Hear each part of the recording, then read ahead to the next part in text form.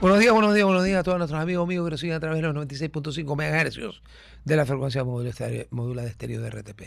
RTP 96.5 FM en las provincias de Santa Elena y Guayas, 98.7 FM en la provincia de El Oro. Muy buenos días a la gente del Real Audio, www.rtp.es. Un solo clic y nos escuchan en todo el planeta. ¿Será verdad? Para todos, ¿no? En general, ¿no? ¿Será verdad que? No sé. Yo nunca he usado eso. Y muy buenos días para quienes nos escuchan y nos ven a través del canal de YouTube de RTP, el Facebook Live de RTP, el Facebook Live de su servidor Rodolfo Vaquerizo Blum. Y estamos en todas las redes sociales como @rtp.es. Cosa que de Deutsche Gerhard queda contento. Y antes de empezar con nuestro invitado que ya están en pantalla, la frase del líder Abdalá. La prensa en lo único que no miente es en la fecha del periódico. Dice que hoy día es jueves 2 de julio el 1 y que es jueves 2 de julio el otro, tomando en cuenta que ayer fue miércoles 1 de julio, hoy día debe ser jueves 2 de julio, así que le podemos creer. Muy buenos días al abogado, perdóneme, pero ya a mi edad mejor miro, Raúl Bravo Sender, y él era lo que iba a decir, pero preferí estar seguro. Él es docente universitario y analista político, fundador del Foro Liberal Iqueño. Iqueño es de Ica, me imagino, ¿no? Por la ciudad de Ica, ¿no? Y muy buenos días, Rodolfo. Un gusto, foro, claro que sí, de la ciudad de Ica. Claro, y del Foro Libertad y Democracia. Y ahora sí, a ver, escuchaba en el programa anterior que comentaban que el ex candidato, porque ya pues se terminó el tema, ellos aceptaron la derrota, Cepeda de Colombia, dice que él no va a reconocerlo a del Espriella como presidente y le pone un listado de condiciones. La primera es que renuncie a su doble nacionalidad. Entonces se me ocurre que el señor Sánchez, no Pedro Sánchez, también podría decir a la larga lista de razones por las cuales no quiere reconocer nada, de que la señora Fujimori también renuncia a la doble nacionalidad, pero resulta que ella es hija de padre y madre japonés. Por tanto, asumo que debe de tener nacionalidad japonesa también.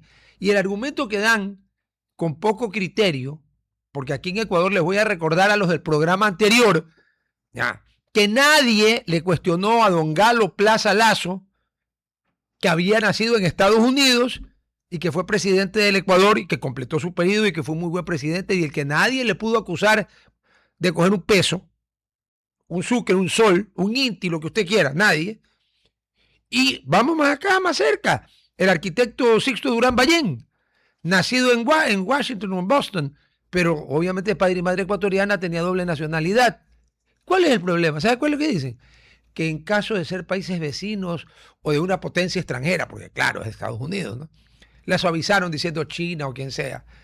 ¿A quién le debes lealtad? No pregunte pendejada, porque se van a ser presidente de Ecuador o de Perú, teniendo una doble nacionalidad por razones que así es la vida, pues genética, los padres, etcétera. ¿A quién le debe?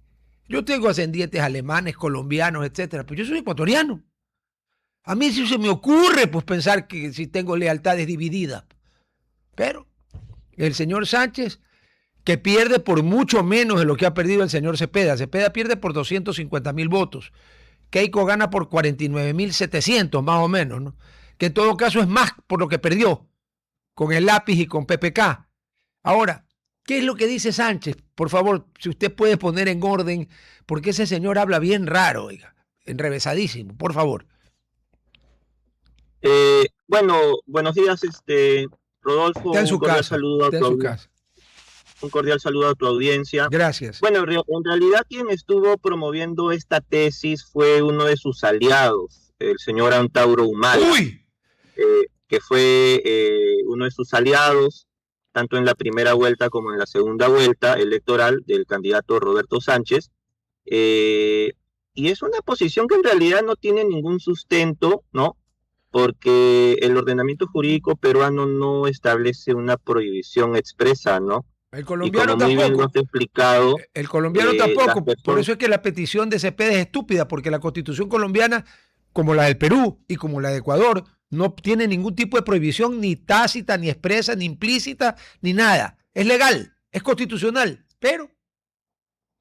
Claro, y en ese sentido, la señora Keiko ha nacido dentro del territorio nacional, ¿no? O sea, las maneras para obtener la nacionalidad peruana, según nuestra legislación, son peruanos los nacidos dentro del territorio o los hijos de peruanos, ¿no?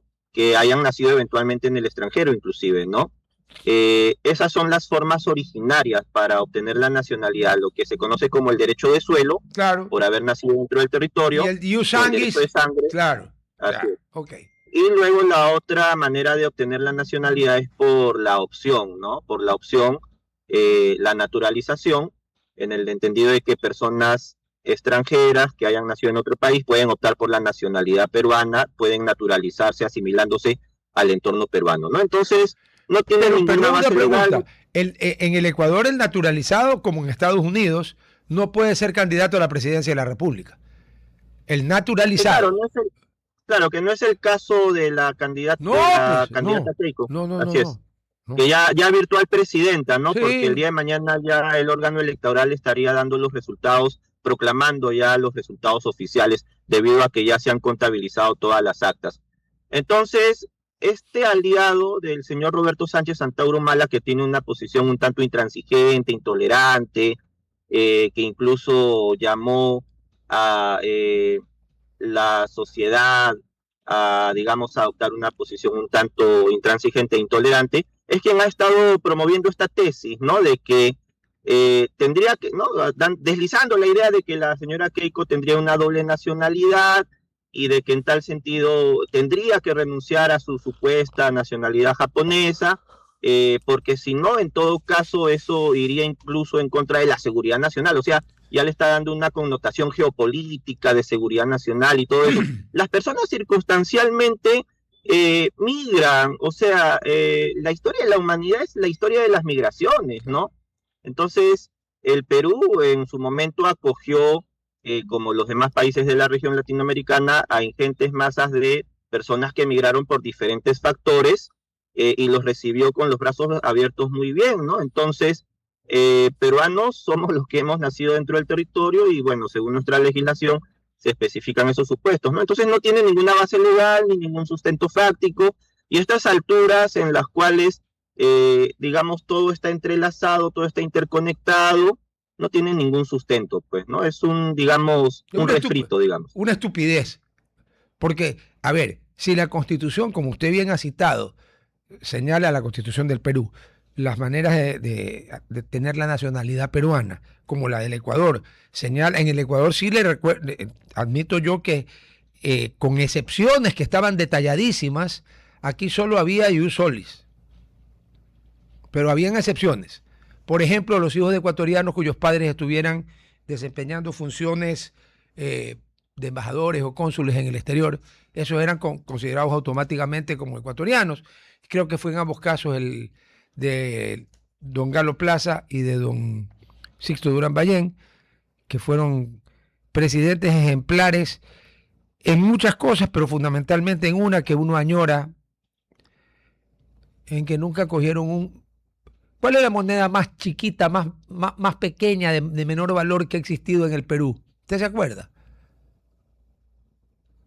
Bueno, tenemos al INTI, pues, ¿no? Ya, ok.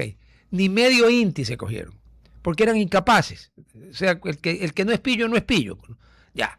Ellos tenían doble nacionalidad, pero porque la Constitución del Ecuador lo establecía mucho antes de que nazcan, además. Pero bueno, a ver.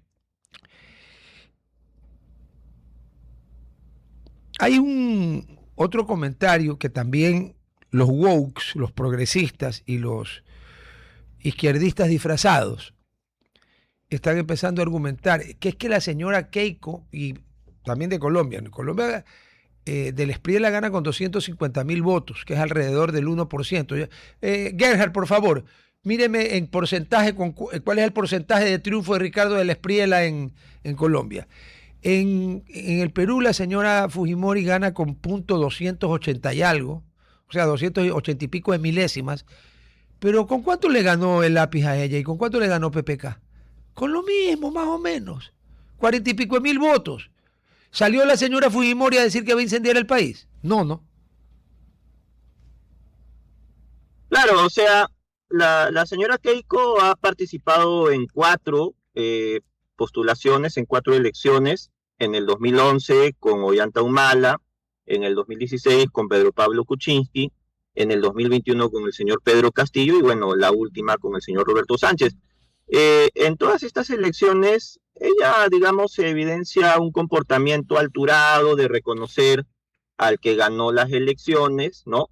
Más allá de que de repente su grupo político representado en el Parlamento haya asumido un rol fiscalizador, opositor, como lo debe hacer toda organización política, pero digamos ella como persona se retiró a sus cuarteles de invierno a reorganizar su partido político y bueno, lo que sí en estas elecciones del 2026 se ha visto al fujimorismo más cohesionado, mejor organizado, con mayor presencia inclusive en las mesas de votación, con personeros, porque eso es lo que realmente importa. La ciudadanía puede ir a votar, a ejercer el derecho al voto, pero el voto hay que defenderlo en las mesas de votación. Sí. Y en estas elecciones sí se ha evidenciado que han estado mejor organizados defendiendo su voto, ¿no? Entonces, hoy en día, digamos, ya cuando se haga la proclamación oficial, se debe asumir el gobierno de manera responsable sin llevar a la sociedad civil a la confrontación. Y de los otros partidos políticos o de las demás organizaciones políticas pueden asumir, sí, un rol opositor porque eso es democrático y eso fortalece la democracia, pero tampoco es tolerable asumir un rol irresponsable de llevar al país a la ingobernabilidad, porque finalmente de esos escenarios perdemos todo, ¿no? Entonces hay que poner paños fríos, bajar las revoluciones, y claro, en democracia uno puede ser oposición, eso es lo normal, es lo correcto, pero una oposición responsable, pues que no lleve al país a la ingobernabilidad. No, claro, yo he visto decenas de...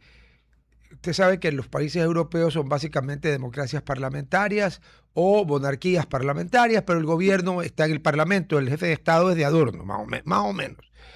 He visto varias sesiones de la Cámara de los Comunes en Londres, en el Reino Unido de la Gran Bretaña, una de las democracias más antiguas del mundo, y le puedo garantizar que se dicen de todo.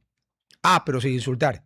Pero se dicen de todo. Entre líneas, la actual jefa del Partido Conservador, mire cómo cambian los tiempos, una persona de ascendencia afro, es la jefa del Partido Conservador, de los Tories, de la más rancia derecha. Bueno, esta chica Badenoch, al animal ese que tenían, Stammer, le ha dicho de todo, pero sin insultarlo. Y los otros le contestan y también le dicen de todo. Pero eso es normal.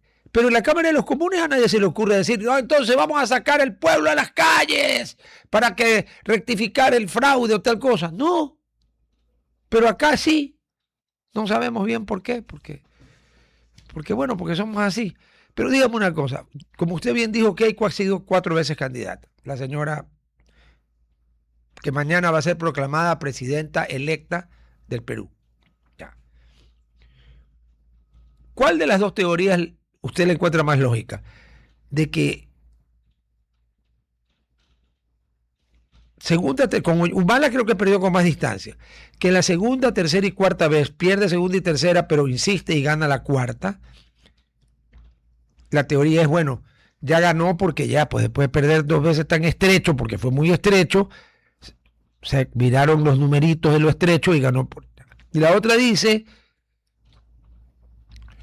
que o probablemente no perdió en alguna de las que perdió tan estrecho por justamente no tener los delegados o fiscales electorales, dependiendo del país, y que esta vez ganó porque otras veces debió haber ganado, pero no ganó. ¿Por qué ganó en otras palabras? ¿Por qué Keiko, que parecía que arrastraba una maldición, 3 candidaturas seguidas perdiendo, y gana en la cuarta? ¿A qué lo atribuye usted? Bueno, creo que ha habido muchos factores. Uno de ellos es que ese antifujimorismo también ha perdido presencia, ha perdido porcentaje, se ha ido desgastando en el camino. Este discurso de odio intransigente de este sector progresista, caviar, que le ha hecho el juego a la izquierda más radical en el Perú, esta izquierda intolerante que colinda con el comunismo y con el totalitarismo. Ese discurso de odio intransigente del no al fujimorismo, de no a Keiko, de Fujimori nunca más, que tuvo como caballo de batalla el tema de los derechos humanos, ha ido perdiendo peso, ha ido perdiendo presencia en la opinión pública. La opinión pública ya se ha ido dando cuenta que en el fondo durante estos 25 años, quienes han estado en el poder han sido estos sectores caviares, de la progrería, que a lo único que se han dedicado es a vivir del presupuesto público con contratos, consultorías, y en realidad su interés de este sector progresista, caviar, de esta izquierda light, en realidad lo único que han demostrado es que no les interesa el país, no les interesa el Perú, solo les interesa vivir del presupuesto público. Y bueno, han usado al fujimorismo, al antifujimorismo, como un caballito de batalla para ganar adeptos ante la opinión pública. Eso es lo que ha ocurrido. En los últimos 25 años ha crecido una generación con este discurso, con esta narrativa del no al fujimorismo, ¿no? Y de eso se han aprovechado, de ese descontento popular, echándole la culpa de todas las desgracias del país al fujimorismo, ¿no? Cuando desde el 2000 hasta el 2026 el fujimorismo no ha sido gobierno, ¿no? No. Quienes han gobernado en estos años más bien han sido políticos de izquierda, con excepción de Alan García en el 2006, que bueno, él sí, el del APRA, pero su gobierno fue un gobierno responsable, ¿no? Bueno, su segundo gobierno, ¿no? El primero del 85 sí fue el que nos llevó claro, el primero, a la crisis económica. En el primero le pusieron de mote caballo loco. Así es. Ahí hubo que eliminar 8 ceros de la moneda peruana porque las calculadoras no podían. Qué locura, ¿no?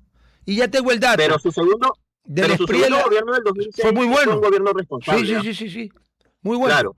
Entonces, eso es lo que ha ocurrido, ¿no? Entonces, este sector, ya ante la inminencia de una cuarta candidatura de Keiko Fujimori, ya se han visto acorralados, y ese ha sido su principal temor, que salga elegida Keiko, no por el tema de los derechos humanos, no porque realmente les interese el país, la gobernabilidad y todo eso, sino porque van a haber perdido sus privilegios de vivir del presupuesto público, pues, ¿no? Entonces, eso es lo que hoy, yo creo que ese es un factor, pero también otro factor me parece que ese escenario de confrontación también ha perdido presencia en la opinión pública. La ciudadanía se ha cansado ya.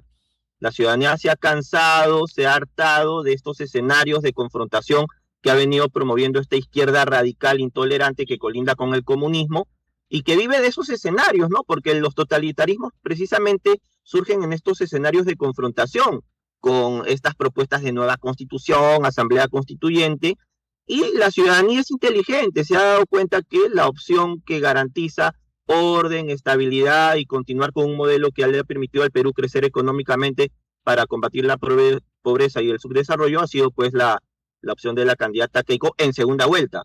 Porque en primera vuelta también habían otras opciones democráticas que aseguraban continuar con el modelo económico de apertura hacia los mercados y de libre mercado, ¿no? Se refiere a López Aliaga, más conocido como Porky. Bueno, él representa una derecha conservadora. Yo diría que Keiko Fujimori representa una derecha populista, porque el fujimorismo también se caracteriza por ser populista, apela al gasto social, al gasto público. Pero también habían otros candidatos, no menos, bueno, digamos, no tan favorecidos en la primera vuelta electoral, que sí se plegaban más a un modelo de libre mercado, ¿ah?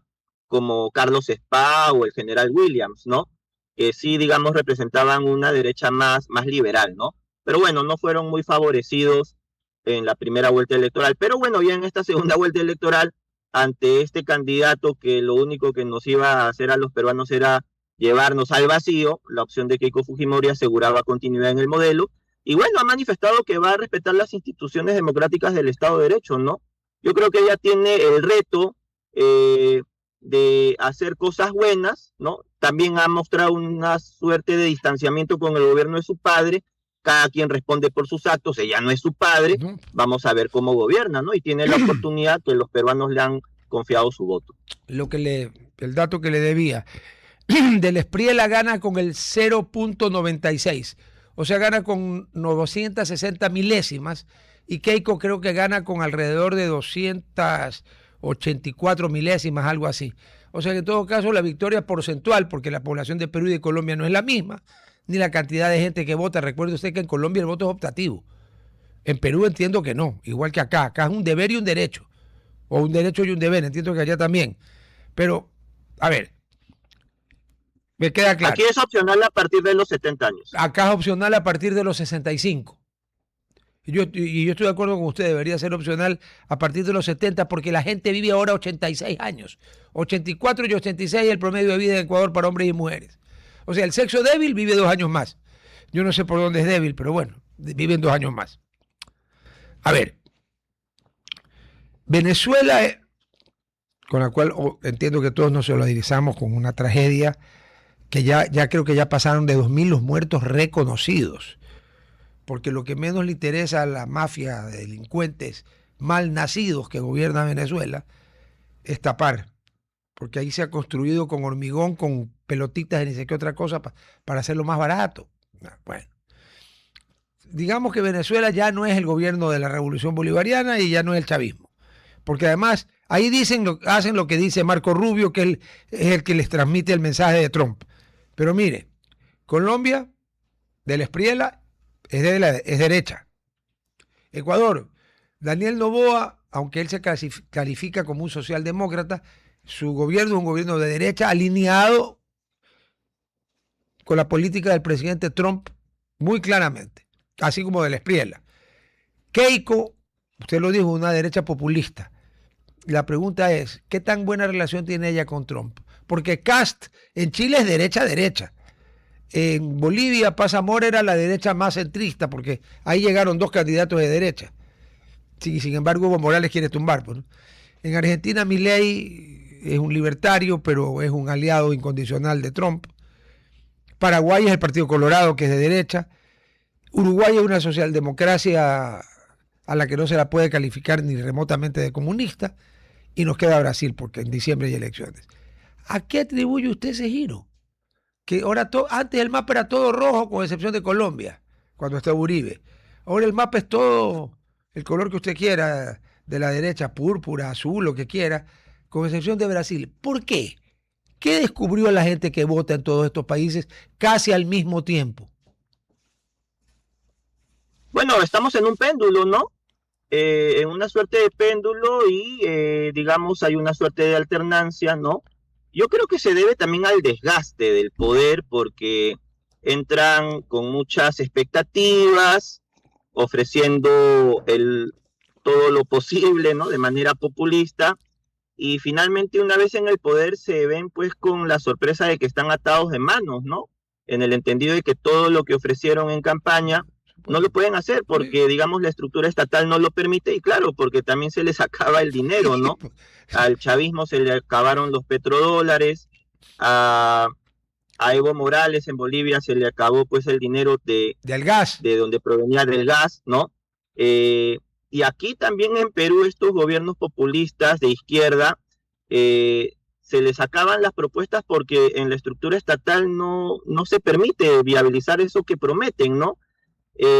Ahuyentando a la inversión privada, ¿no? Entonces la ciudadanía, frente a las altas expectativas que ofrecen en campaña, se desilusionan, se decepcionan, y obviamente del otro sector logran empoderarse, logran legitimarse, y estamos en ese péndulo. Yo creo que eso a la larga puede ser contraproducente, porque estar de un extremo al otro no es bueno. Lo que necesitamos es mayor estabilidad, mayor seguridad. En el Perú de una u otra manera nos habíamos acostumbrado a que ganara las elecciones quien hábilmente se colocaba en el centro, adoptando una posición conciliadora entre los extremos. En el 2001 ganó Alejandro Toledo porque se colocó en el centro, desplazando a Alan García a la izquierda radical y a Lourdes Flores a la derecha. En el 2006 gana Alan García porque a Ollanta Humala lo traslada a la izquierda radical y a Lourdes Flores a la derecha. En el 2011 gana Ollanta Humala porque modera su discurso en la primera vuelta, y en la segunda vuelta se centra y a Keiko la traslada a la derecha. En el 2016 también, bajo la misma lógica de adoptar una posición de centro consensuada, gana Pedro Pablo Kuczynski y a Keiko la traslada como la candidata de la derecha, ¿no? Entonces, en el Perú estábamos madurando políticamente en el sentido de adoptar una posición conciliadora, ¿no? De centro, pero hasta que llegó Castillo. Hasta que llegó Castillo. Bueno, ese individuo. Oiga, una pregunta. Castillo, de verdad. Se quiebra en el 2021 precisamente, claro, con Castillo. Claro, una pregunta. ¿Castillo es realmente un ser que habría que medirle el coeficiente intelectual para ver si le gana al mosquito Anófeles? ¿O es un tipo muy vivo, como dicen ustedes en el Perú? Es un gran pendejo, un gran sapo, que se hace como en el Perú, el cojudo. Aquí es lo mismo, ¿no? Aquí las dos significan lo mismo. Malo, tonto, estúpido. En el Perú no. En el Perú el pendejo es el sabido. ¿Qué es Castillo? ¿Un cojudo o un pendejo? ¿Cuál de las dos? Es un personaje que proviene del magisterio, ¿no? Es un profesor que proviene del ámbito sindical, del magisterio.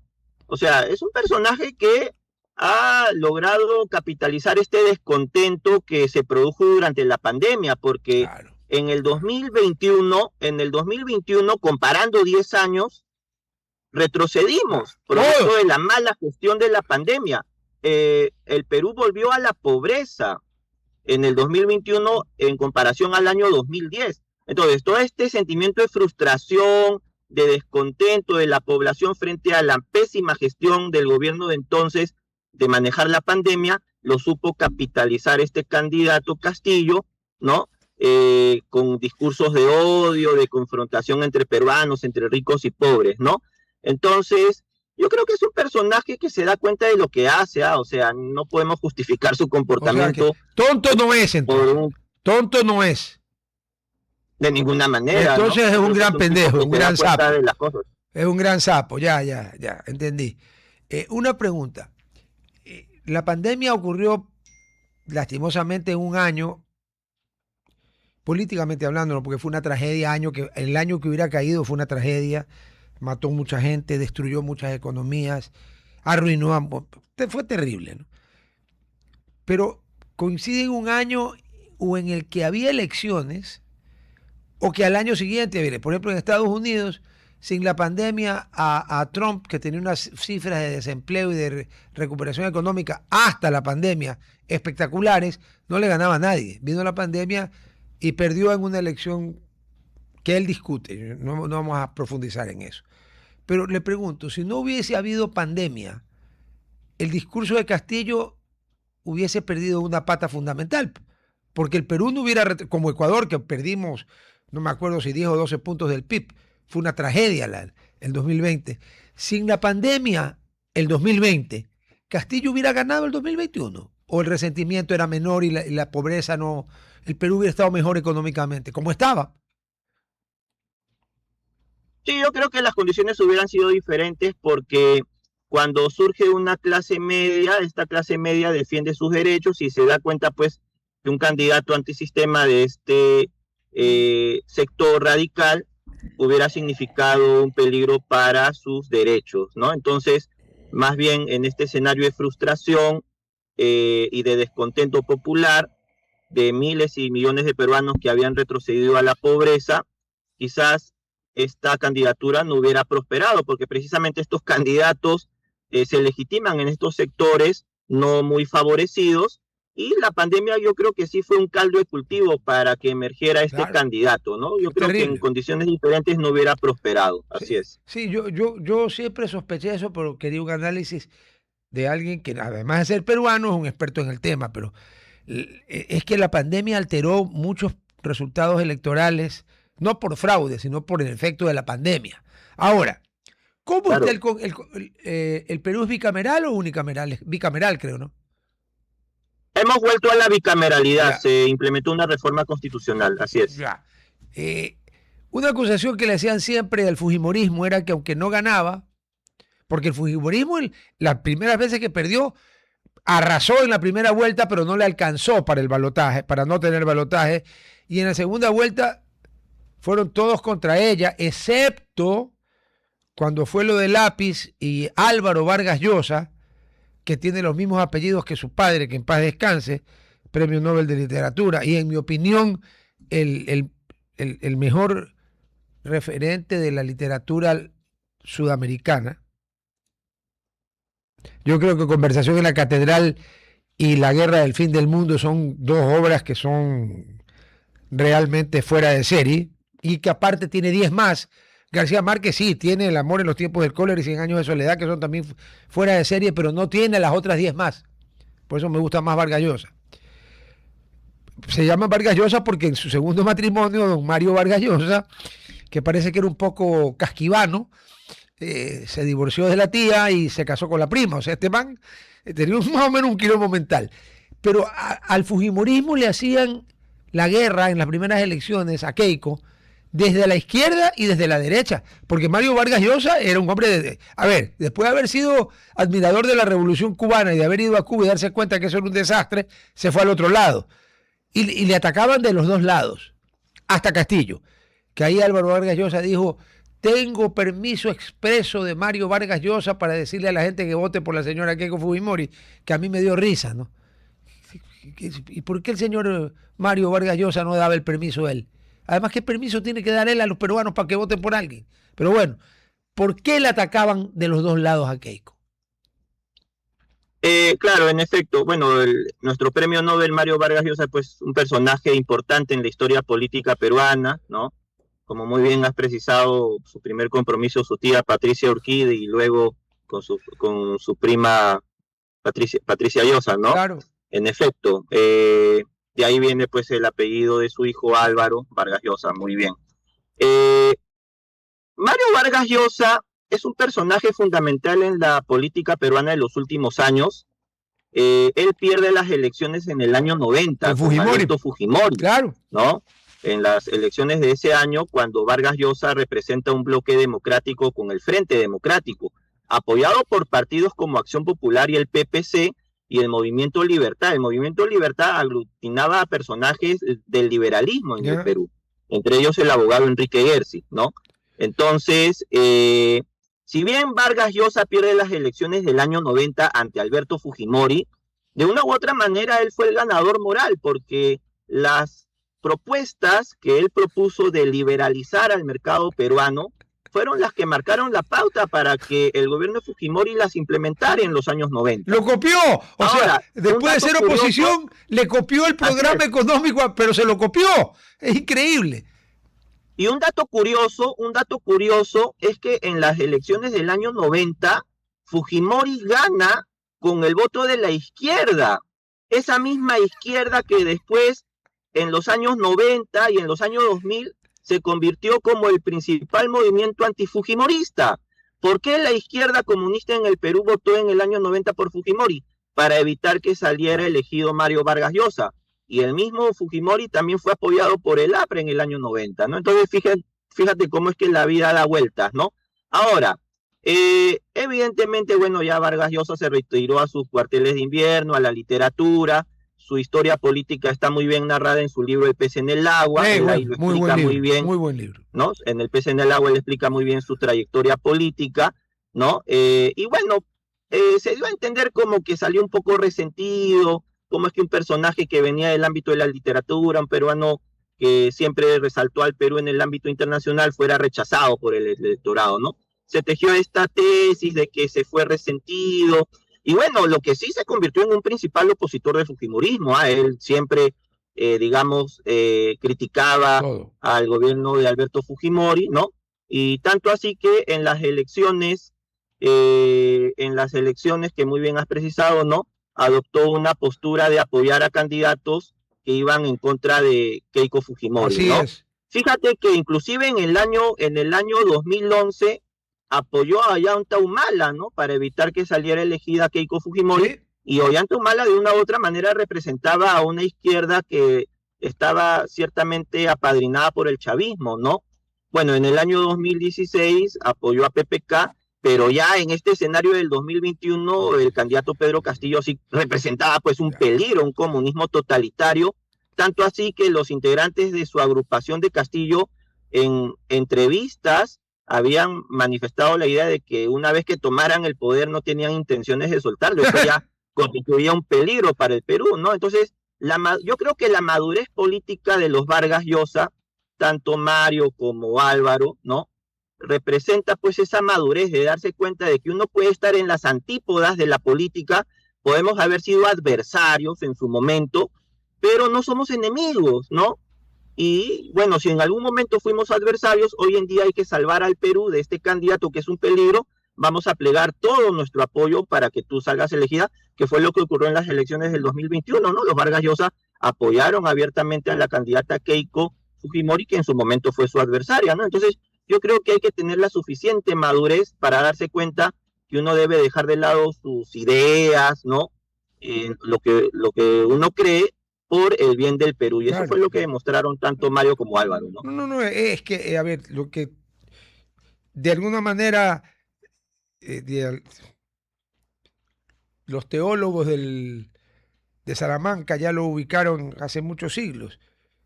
Por encima del bien de cada uno, lo que quiera cada uno para su provecho, está el bien superior, que es el bien, en ese caso era el bien de la iglesia o del reinado o del país. Y es verdad, es el bien superior. Yo nunca he logrado entender a la gente que dice, este desgraciado, maldito, que ganó las elecciones como yo, no pienso como él, ojalá que le vaya mal. No sea tan imbécil. Si le va mal a él, nos va mal a todos. Pues, a ver un ratito, o tú vives en Marte. Pero aquí, oiga, jefe, aquí en el libro Los Cojudos, Sofocleto pone que el bacilo que crea esta situación es el Cojudus peruvianis. Le faltó poner que acá tenemos también el Cojudus ecuatorianus, que tiene todavía connotaciones más raras. Aquí, si bien es cierto que han habido pactos extraños entre gente que aparentemente no se podía ver, pero también no es menos cierto que en este momento al menos no es que hay una polarización entre gente que piensa políticamente distinta. Hay una polarización entre gente que odia al otro. Y así no vamos a ningún lado. O mejor dicho, sí sé a dónde vamos. Donde uno antes se jalaba la válvula, ahora se aplasta un botón y vamos a dar con las, ¿cómo se llaman? Las aguas negras. Ese es un problema que habrá que subsanar. Lo que le preguntaba, en Colombia Trump hizo campaña abiertamente por el tigre, pues te lo felicitó con el tigre, porque Trump el castellano lo habla muy mal. Bueno, Cast y sobre todo Milei, pues su preferido, con el presidente Noboa tiene una excelente relación. Mi pregunta es, ¿y con Keiko Fujimori cómo se lleva Trump? ¿Qué se sabe?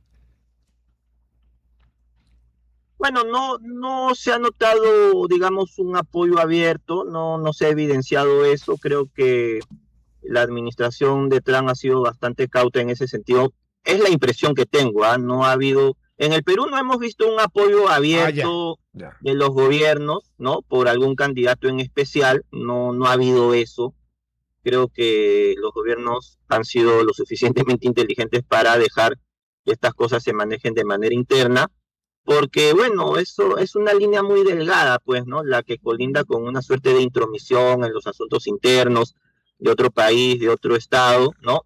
Lo cual, bueno, eso a las finales resulta ser, pues, papel blanco, ¿no? Porque en la práctica del día a día vemos cómo es que los gobiernos que tienen intereses, es normal, digamos, quienes los dirigen adoptan cierta postura, ¿no? Eso siempre se ha dado, eso no es de ahora. Pero creo que en estas elecciones ha habido una suerte de neutralidad de los gobiernos. Bueno, más allá que de repente sus órganos secretos hayan hecho cosas, no hay evidencias, no hay pruebas, no podemos afirmar ni negar. Por eso son secretos, pues. Claro, o sea, así es, ¿no? Pero yo creo que si le hubieran pedido, si le hubieran dicho a Trump, usted puede decir quién gana, Keiko Fujimori o Sánchez, y le ponen los antecedentes de los dos, y sale la palabra sendero luminoso, Trump hubiera dicho, vea, no conozco a Keiko Fujimori, pero I prefer Keiko Fujimori, porque the other one is communist. O sea, Sendero Luminoso, a ver, yo no sé, ¿quién estará más cercano a Sendero Luminoso? ¿El lápiz o Sánchez? No, pero lo que sí quería precisar es lo siguiente, la administración de Donald Trump sí le cortó el caño a todas estas ONGs pro derechos humanos, claro. están afiliadas a la izquierda, ¿no? Entonces, creo que eso también ha sido un factor fundamental porque estas organizaciones de la sociedad civil, estas ONG que se venden pues como democráticas, que luchan por los derechos humanos y que tienen su corazoncito de izquierda comunista, ya se les cortó el caño, ya no reciben la cooperación del gobierno norteamericano, ¿no? Y bueno, eso también ha sido un factor desestabilizante porque ya no han tenido los recursos para organizar sus marchas contra el fujimorismo y todo eso, ¿no? Entonces, de una u otra manera, el gobierno norteamericano también ha jugado su partido, ¿no? Bajo esta política de no cooperar con estas ONGs que incluso también muerden la mano de la que comen, porque también adoptan una posición intransigente contra lo que llaman el imperialismo norteamericano, ¿no? Entonces yo creo que Trump ha sido lo suficientemente inteligente para mover sus fichas en el escenario geopolítico latinoamericano, ¿no? Y de una u otra manera influir en los resultados electorales, aunque no abiertamente, ¿no? No, claro, en Colombia sí fue muy... En Honduras, pues, le faltó ir a Honduras a marchar para la campaña del que ganó, de Nasri Afura, que fue el que ganó. Bueno, al menos en Perú no se ha sentido así, ¿no? Pero sí de manera indirecta, así es. Ahora, lo que te decía, ¿quién es más cercano a las ideas de ese enfermo mental de Abimael Guzmán? Y lo que significaba Sendero. Hay una película peruana buenísima, que se me va el nombre en este momento, que es la película basada en la historia de la unidad de la policía peruana, sin ayuda de nadie, que lo descubre y lo empuña al presidente Gonzalo. Ya. Y esta gente decía que había que acabar con todo y hacer ríos de sangre para empezar de nuevo, de cero. O sea, eran muy Khmer Rouge, parecían de Camboya, pero Camboya y Perú están en las antípodas y no tienen ninguna vinculación, pero pensaban lo mismo. ¿Quién era más cercano a esa teoría de enfermos mentales? ¿El Lápiz o Sánchez? No, evidentemente aquí lo que ha ocurrido es que de una u otra manera estuvimos prácticamente siendo gobernados por este grupo subversivo, ¿no? Obviamente fue elegido en democracia, pero esta izquierda radical que colinda con la subversión, porque recuérdese que Sendero Luminoso en realidad es una desmembración del Partido Comunista del Perú. Claro. O sea, el nombre oficial de Sendero Luminoso es Partido Comunista del Perú _ Sendero Luminoso. Correcto. O sea, ideológicamente son parientes, pero en su momento ellos optaron por la violencia como el camino para lograr la transformación social. Ideológicamente son parientes, ¿no?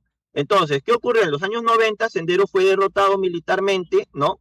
Pero quedaron las ideas y muchos de sus miembros optaron por apelar a las instituciones democráticas. Ya, bueno, vamos a participar en la sociedad civil a través de organizaciones, sindicatos, gremios, ¿no? Y otras organizaciones, y bueno, ya tendremos pues que competir en elecciones, ¿no? Para tomar el poder. Y eso es lo que ha ocurrido, ¿ah? Prácticamente hemos sido gobernados por la subversión en el Perú, ¿no? Entonces, bueno, ya este candidato Roberto Sánchez es un personaje, es un profesional, ¿ah? O sea, es un personaje que proviene también de la cosa pública, él ha sido congresista, tiene experiencia en el ámbito de la gestión municipal, pero comparándolo con el señor Castillo, digamos, de una u otra manera era más peligroso porque, o sea, ya tenía experiencia en la gestión pública, ¿no? Y una vez en el poder ya no lo iban a embaucar tanto como al señor Pedro Castillo, ¿no? Porque señor Castillo, un personaje que viene del magisterio, del sindicato, pero no tenía experiencia en el manejo de la cosa pública, de la gestión pública, ¿no? Entonces, su gobierno fue un desastre, ¿no? No era un personaje que no sabía dónde estaba parado, ¿no? Pero al menos el señor Roberto Sánchez, que sí tenía experiencia, pero ideológicamente comparten las mismas ideas, al menos ya con la experiencia del manejo de la gestión pública, no lo iban a embaucar como el candidato Castillo. O sea, ya tenía las cosas más claras de lo que tenía que hacer. Pero yo creo que Sánchez era más peligroso. Claro, lógico. Sánchez era más peligroso que Castillo, claro, evidentemente. Era peor, indudablemente, porque el más peligroso es el que sabe que el que no sabe. Porque el que sabe cómo bailarla, cómo moverse. Por ejemplo, yo no creo que Sánchez nunca hubiera cometido el error de Castillo de salir a proclamarse dictador y después decir que le habían dado un agua, como era un agua de esas de aromáticas con una droga, y saben que ya no. Bueno, aquí le ganamos, ¿no? Aquí después de una elección, dirigente máximo del partido que perdió, dijo que la tinta era una tinta especial mágica que brincaba de un casillero al otro. Comprenderá que en la comunidad internacional nadie compró esa idea, ¿no? Ahora, el artículo 131 de la Constitución peruana es el que permite vacar al presidente por incapacidad moral manifiesta.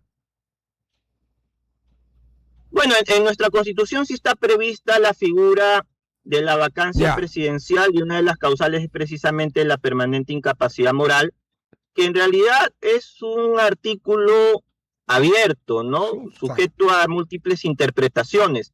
Y ese es uno de los factores que sí en el Perú ha generado cierta inestabilidad política, porque de una u otra manera desde el Parlamento se ha ejercido de manera irresponsable. En el Perú tenemos un sistema de gobierno semipresidencialista en el cual el Parlamento ejerce control político sobre el gobierno, bajo la posibilidad de que puede negar la cuestión de confianza al gabinete. Y si le niega la confianza, el gabinete tiene que dimitir, tiene que renunciar. ¿Quién? ¿El gabinete o el presidente?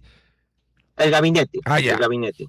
Así es. El presidente de la República tiene que designar a un nuevo gabinete, y si el Congreso le deniega la confianza a dos gabinetes, entonces se produce la crisis y el presidente de la República puede disolver al Congreso. Eso ocurría con el anterior Congreso unicameral, que fue lo que ocurrió, que generó toda una crisis, más la figura de la vacancia presidencial, ¿no? Entonces, el Congreso tiene herramientas como la vacancia y la cuestión de confianza que se la puede negar al gobierno, y el gobierno tenía la posibilidad de cerrar al Congreso, de disolverlo. Entonces, entre estos dos poderes hubo esta pugna, que lo ejercieron de manera irresponsable, que es lo que nos llevó también a la crisis política de polarización entre los poderes del Estado. Hoy en día, con la reforma constitucional, el Congreso ahora está compuesto de dos cámaras, Cámara de Senadores y Cámara de Diputados. El control político lo va a ejercer la Cámara de Diputados sobre el gobierno, pero el presidente de la República solamente va a poder disolver la Cámara de Diputados, más no la Cámara de Senadores. Entonces ahí se ha deslizado la idea también de que hemos ingresado a una suerte de gobierno parlamentario, porque ahora el poder reside en el Parlamento, ¿no? De una u otra manera el presidente va a estar atado de manos, pero nadie tiene mayoría en el Parlamento. Eso le Ninguna de las agrupaciones políticas. ¿Cómo quedó el Parlamento peruano? Por ejemplo, ¿cuántos miembros tiene el Senado? Vámonos a la Cámara Alta. ¿Cuántos miembros tiene el Senado? El Senado lo componen 60 senadores. 60, ya. 60 senadores. ¿Cuántos tiene Keiko? Que han sido elegidos 30 senadores en distrito electoral único en todo el territorio del Perú. Ya, nacionales. Y 30 senadores en distrito electoral múltiple de las regiones y los departamentos. La Cámara de Diputados está compuesta por 130 diputados, elegidos en distrito electoral múltiple, representan a los departamentos y las regiones. Y ningún partido ha obtenido mayoría ni en la Cámara de Senadores ni en la Cámara de Diputados. ¿Quiénes están representados hoy en día en el Parlamento? Fuerza Popular de Keiko Fujimori, Juntos por el Perú de Roberto Sánchez, el Partido del Buen Gobierno del candidato Jorge Nieto, el del Partido Obras del candidato Ricardo Belmont, que, dato curioso, fue el primer outsider de la política peruana antes que Alberto Fujimori. Y luego... ¿Y López Aliaga? Sí, también Fuerza Popular de Renovación Popular de Rafael López Aliaga, y también de ahora Nación del candidato que fue rector de una universidad, López, que también se apellida López, así es. Todos esos partidos políticos están representados y nadie tiene mayoría. Es que claro, con tal cantidad de partidos fragmentados, representados, se fragmenta, pues, ¿quién es el que más tiene? En el Senado, por ejemplo, el individual que más tiene. De Fuerza Popular, así es. Pero todo indica que se aliaría con Renovación Popular de López Aliaga. Hay mayor afinidad entre ellos. Ya, entiendo que para... Entre ellos suman 60. Ya, se acabó el partido, porque me imagino yo que para vacar al presidente se necesitan 2/3, de una mayoría calificada, no es una mayoría absoluta, no es 61. Sí, para esa figura se requiere una mayoría calificada. Ok, entonces parece que va a ser la señora Keiko, no solo va a ser la primera mujer electa presidente del Perú, porque la señora Boluarte no fue electa. A ver, allá nadie le eligió presidente, ella heredó. Ya. No solo va a ser la primera mujer presidente del Perú, sino que va a ser la primera mujer desde que se inventó el tema de la incapacidad moral manifiesta y sostenida. Dios mío, eso más subjetivo que eso no hay. Pero no hay, pues, ¿cómo? Nadie hace 2/3. No hay cómo. O sea, va a poder vivir, en ese sentido, va a vivir en paz, por lo menos, porque no hay 2/3. Sí, va a ser bien difícil consensuar eso porque ya también la opinión pública se ha dado cuenta que esa figura constituye una cláusula abierta, cualquier cosa se puede interpretar como incapacidad moral y no puede ser empleada como una herramienta de amenaza política para generar inestabilidad. Apelemos pues a la madurez política de los partidos que han logrado representación en el Parlamento y bueno, va a depender mucho, ¿no?, de cómo jueguen sus fichas en el Congreso, tanto en la Cámara de Diputados como en la Cámara de Senadores, pero bueno, por lo pronto ya también hay ciertos partidos que previamente han ido plegándose al candidato, a la agrupación política de Juntos por el Perú, que estarían cimentando una suerte de bancada parlamentaria en el Parlamento para hacer la oposición al eventual y virtual gobierno de Keiko Fujimori. Entiendo que el señor Belmont es un hombre de izquierda también, ¿no? Bueno, yo no lo calificaría ni de derecha ni de izquierda, me parece que es un político que ha ido, digamos... Ya. Va con la corriente, ya entendí. Una pregunta, cuando se dio el resultado de la primera vuelta, luego de que se aclararon y la JE no le aceptó los reclamos al señor López Aliaga y se confirmó que en la segunda vuelta iban Keiko y Sánchez, ¿hubo algún movimiento significativo en la cotización del sol contra el dólar? ¿Hubo algún movimiento significativo en la bolsa de valores? Y lo mismo, después de que Keiko ganó, ¿hubo algún movimiento o sus ojos se cerraron y el mundo sigue andando? Bueno, eso sí se reflejó después de la primera vuelta cuando se proclamó que pasarían a la segunda vuelta Roberto Sánchez y Keiko Fujimori, ¿no? Sí se, digamos, manifestó una cierta fluctuación en el valor del dólar en comparación al sol y también en la bolsa de valores. Hubo un cierto movimiento económico, pero luego se restableció, ¿no? Ya. Porque de una u otra manera el rol del Banco Central de Reserva ha sido fundamental para mantener la estabilidad macroeconómica de nuestra moneda, ¿no? Pero sí hubo un cierto impacto en el ámbito económico que luego paulatinamente se recuperó conforme el panorama se iba aclarando, ¿no? Y se ha mantenido hasta ahora, al margen de la crisis política, la economía peruana ha sabido manejarse y lograr su estabilidad. ¿Y después de la segunda vuelta? Cuando no, ya la cosa está más clara, ¿no? Claro, la cosa está más clara. Obviamente no ha ocurrido como en Colombia, que en el mismo día se proclamó el candidato. Bueno, es que esta crisis, o sea, mira, desde la segunda vuelta, que ha sido el 7 de junio, ¿no? El 7 de junio ha sido prácticamente un calvario, todas estas semanas, estos días, que ha generado una suerte de incertidumbre. Casi un mes, pues. Pero, claro, prácticamente un mes, ¿no? Es increíble. Un país que tiene unas instituciones tan sólidas como el Perú, tenga un sistema electoral tan malo. Eso yo no lo logro entender. Claro. Ni nosotros, oiga, que somos un desastre en instituciones, porque aquí esto es un desastre. Pero aquí, como le dije a un amigo que era vicepresidente del Consejo Nacional Electoral, le dije, oye, a ustedes la OMPE peruana los ha reivindicado, porque a ustedes aquí se demoran una semana, que un mes. Una semana, 10 días en dar los resultados y los queman. Porque todo el mundo va a decir que qué magia negra están haciendo allá adentro. Nadie va a creer que es porque el sistema, por la manera. No. Aquí de frente vamos a decir, aquí están amarrando, porque ya tenemos experiencia, ¿no? Aquí han habido algunas brujerías. La más reciente fue la del año 1998, cuando en una coalición entre la democracia popular, que es como se llama aquí la democracia cristiana, y el Partido Social Cristiano, llevaron a la presidencia a Drácula, al hombre lobo, a Frankenstein, o sea, a Maguad, que nos hizo M. Bueno, Maguad y M comienzan con, y la M que yo me refiero, que no es ni mantequilla, ni mostaza, ni maní, comienzan con M. Pero aquí hubiera sido imposible, un mes, No, aquí hubiera habido un estallido social terrible, pues si lo primero que hubiera pensado la gente, están cambiando las actas, y con razón, ¿eh? Tenemos una cierta tradición de esas maravillas. Pero allá la gente esperó pacientemente. Eso no había ocurrido en elecciones pasadas. No había ocurrido. En las elecciones del 2021 y del 2026, porque en elecciones pasadas la cosa estaba más clara, ¿no? En la del 2016, en la de 2011, 2006, 2001, ¿no? O sea, eso, digamos, puede tener otra lectura sin ánimo de especular, pero creo que aquí ha habido un proyecto político de un sector, sí, por tomar el poder de otra manera, ¿no? Sí, no, además que coincidencialmente las dos elecciones a las que usted se acaba de referir son las del señor Castillo y las del señor Sánchez.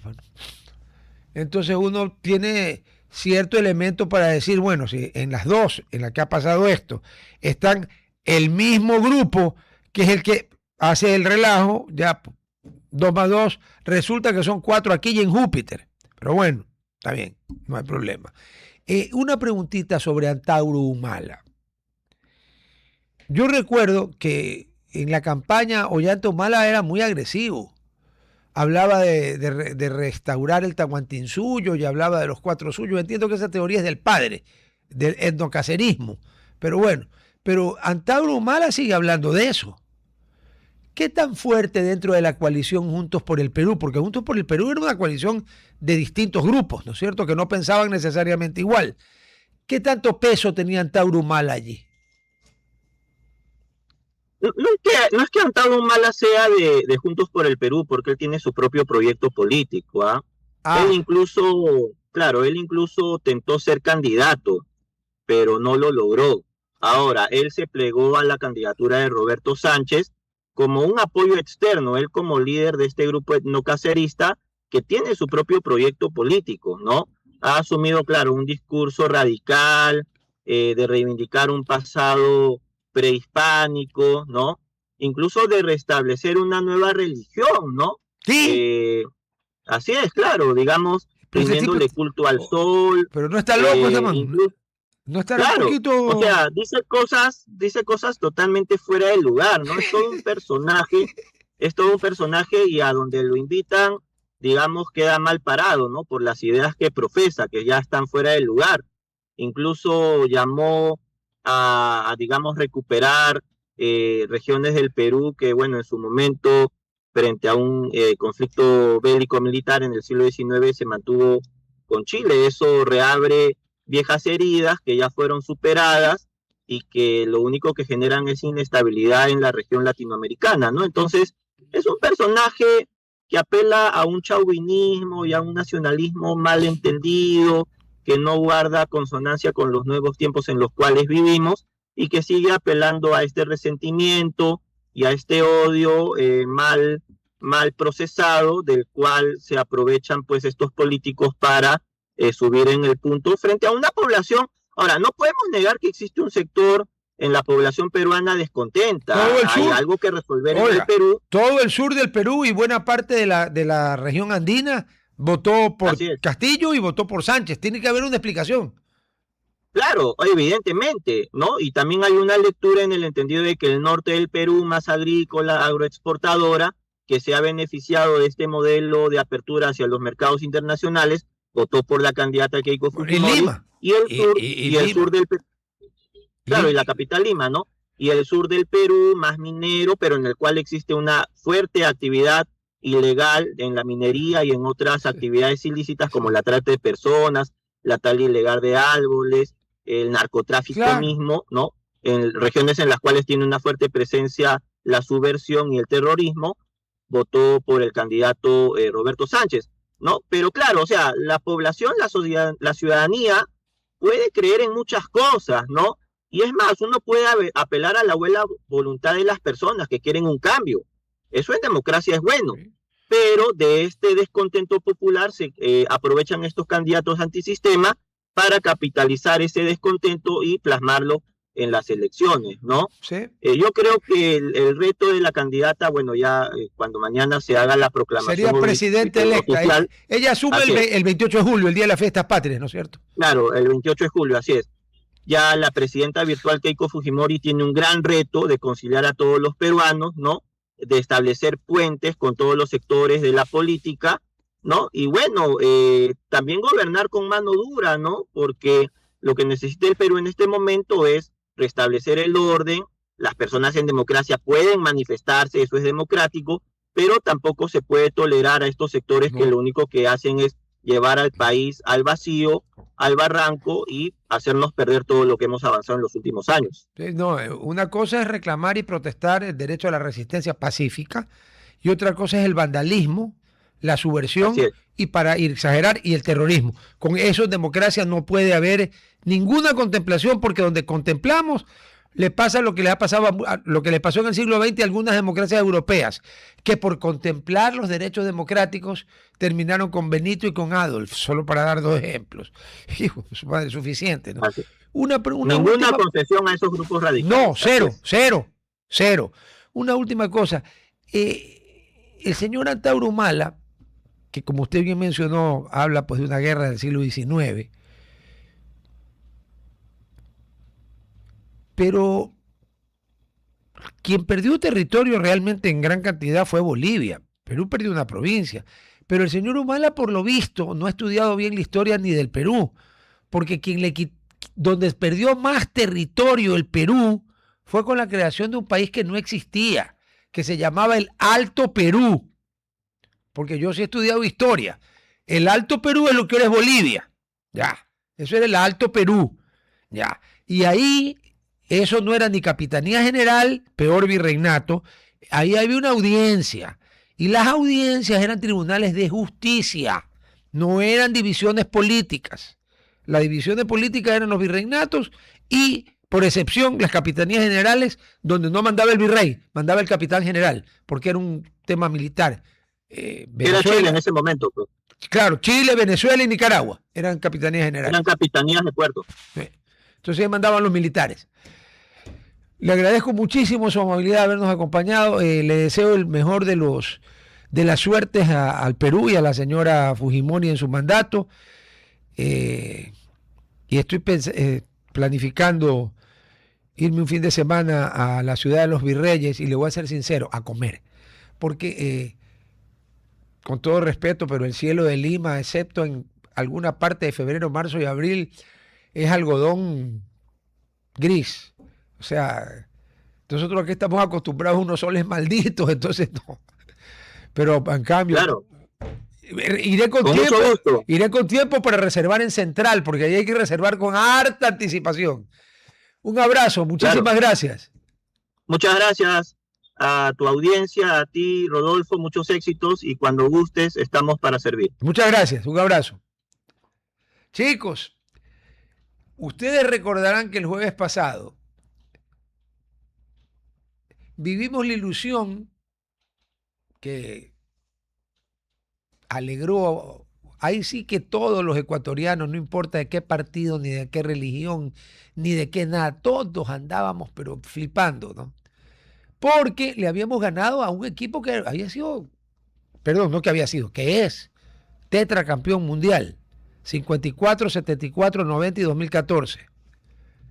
Claro que el 2018 y el 2022 se quedó en fase de grupos, ¿no? Igual que nosotros esta vez pasamos. Claro, pero a una fase anterior a nuestro mayor éxito del 2006. Ya. Y entonces, el jueves muy tarde, el presidente que estaba pues celebrando con la selección en el camerino después de ganarle a Alemania, decretó el feriado, pero ya tarde. ¿Qué quiere que haga yo? Entonces, aquí se decidió, la radio decidió que acogerse al feriado, porque era feriado obligatorio además, ¿no? Los que trabajaron tienen que pagar 100% de recargo. Hay gente que yo no los entiendo, ¿no? Es un día que le va a desequilibrar totalmente especialmente a los grandes, ¿no? Porque yo sí entiendo que para pequeños comerciantes, pequeñas pymes, un día es un problema, pero que a los grandes les va a pasar algo malo por pagar el doble un día. No me vacilen. No me vacilen. Bueno, entonces no hubo programa el viernes. Por suerte la politóloga Salomé López no tuvo ningún problema en pasar al lunes, que era en cambio feriado en Colombia. porque allá los feriados religiosos son referiados. San Pablo y San Pedro, San Pedro y San Pablo, como usted quiera. San Pepe. Y entonces no hubo la entrega de esa prenda de ropa que Gerhard pone en pantalla. Así que mañana, viernes, veamos la fecha. Si hoy es 2, mañana es 3. Ya. Mañana viernes tenemos las gabardinas que tiene Gerhard anotadas de la semana pasada, más las de esta semana que no hay necesidad de anotar porque las tengo, vean, el disco duro ya. Entonces mañana hay gabardina, ¿cómo es? Reloaded, como Matrix, como ¿se acuerdan de la película? Bueno, igualito, Reloaded. Nos vidriamos mañana, panas. Chao. RTP